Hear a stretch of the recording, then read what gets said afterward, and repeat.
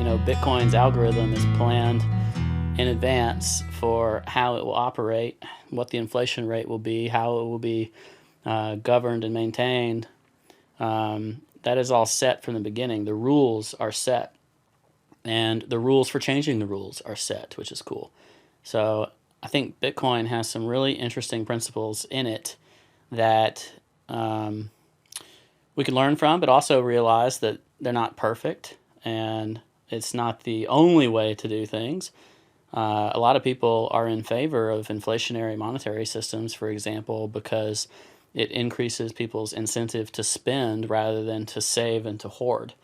I think taking a real look at the pros and cons of these systems is worthwhile. I don't know if I'm a pure believer that all monetary systems should be anti-inflationary like Bitcoin, but I do think that the governance of Bitcoin, the lack of flexibility in decision makers' hands, is really interesting as well. And when I try to weigh the pros and cons, I think I'd be afraid that our economic drawdowns would be more severe in a system where it was a predefined core thesis for monetary control, the way Bitcoin is designed relative to what we see in fiat systems.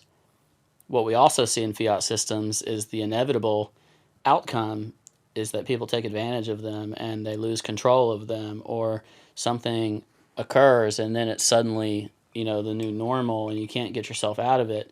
And it's easy to get stuck, which leads to the doom of a financial system built around central authorities.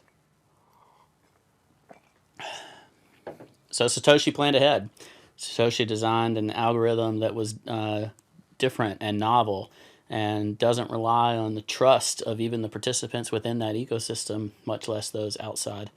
And I think that's really novel and unique and fascinating and worthy of the experimentation that's occurred in this ecosystem, and a lot of the celebration that we're seeing as it's now entering the third cycle, or had the third halvening,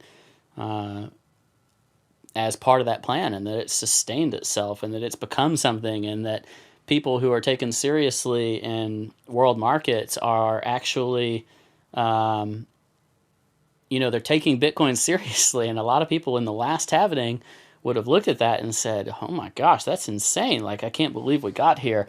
And we may be underwhelmed, those of us who got into Bitcoin later, that Bitcoin's $8,500 for the halvening.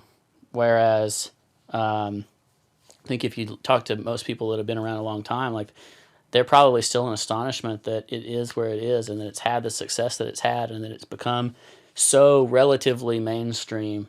It's not a primary asset class or something in legacy finance, but when you think about that kind of goalpost, that is definitely to the moon type of goalposts. Whereas it's exceeded expectations in so many ways.